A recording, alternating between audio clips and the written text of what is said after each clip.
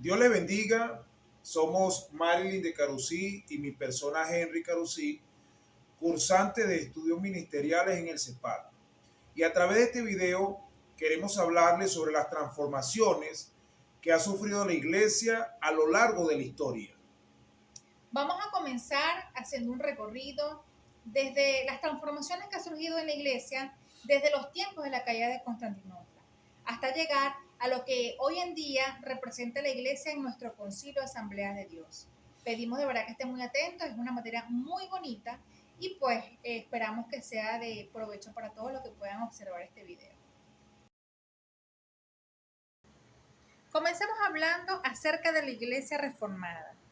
Este periodo duró aproximadamente 200 años, desde la caída de Constantinopla en el año 1453 hasta la Guerra de los 30 años en el año 1648. Su principal precursor fue Martín Lutero, un fraile católico que apoyado o digamos que fundamentado en el movimiento renacentista que se estaba dando en Europa para ese momento, se vio interesado en lo que era la literatura y en específico en lo que era la lectura de las escrituras. De allí él comienza a darse cuenta que la salvación era por fe y no a través de las indulgencias como se daba para ese momento según la Iglesia Católica.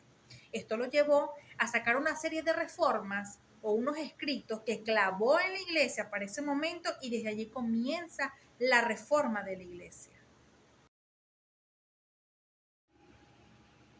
Posteriormente se originan los cambios en la iglesia luego de la reforma. Este periodo le llamamos la iglesia post-reforma y se vio marcado por 5 movimientos que se originaron durante este tiempo, aproximadamente unos 300 años, desde la guerra de los 30 años hasta la Segunda Guerra Mundial en el año 1945. El primer movimiento fue el puritano, quienes eran una fracción de la iglesia calvinista, los cuales se imponían totalmente al sistema anglicano. Luego vino el movimiento wesleyano, que recibe su nombre por el precursor John Wesley, y ellos promovían el movimiento de la santidad. Luego se encontró el movimiento racionalista, quienes pretendían hacer ver o entender que todos los hechos de los evangelios eran meramente mitos.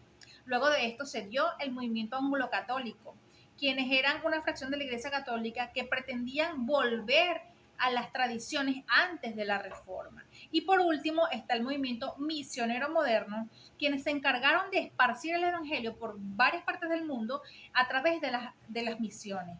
Y los precursores de este movimiento fueron la Iglesia Bautista.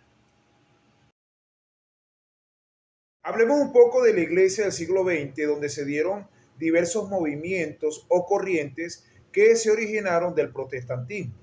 Mencionemos algunas. Tenemos los metodistas, que eran netamente arminianos o de libre albedrío, en contraste de los movimientos calvinistas o de la predestinación. También tenemos a los Hermanos Unidos. Esto fue una unión, valga la redundancia, entre la iglesia evangélica y los Hermanos Unidos de Cristo. Tenemos las iglesias reformadas, las cuales eran netamente calvinistas, se dejaban dirigir por la enseñanza del calvinismo.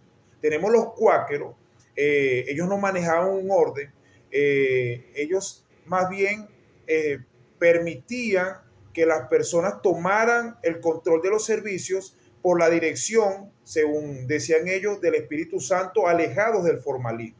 Tenemos los luteranos, los cuales creían en la justificación por la fe, los presbiterianos, que eran netamente calvinistas también, y los discípulos de Cristo, los cuales decían que la sanidad de la mente y del cuerpo venía dado por el conocimiento pleno de la divinidad de Cristo.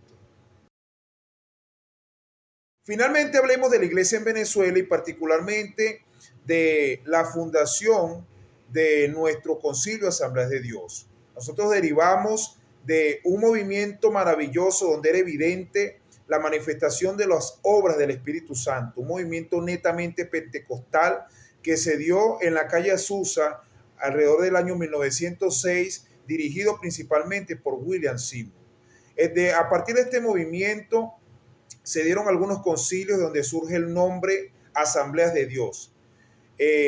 A partir de allí se enviaron diversos misioneros por Latinoamérica y particularmente a Venezuela llegó el misionero Bender, donde estableció la iglesia en Venezuela en el año 1914. Podemos decir rápidamente que la primera iglesia fue fundada en Falcón y particularmente en el estado Lara se fundó en Carora una iglesia. Posteriormente, alrededor del año 1948, se creó el IBC, el Instituto Bíblico Central, donde se comenzó a capacitar a las personas en teología.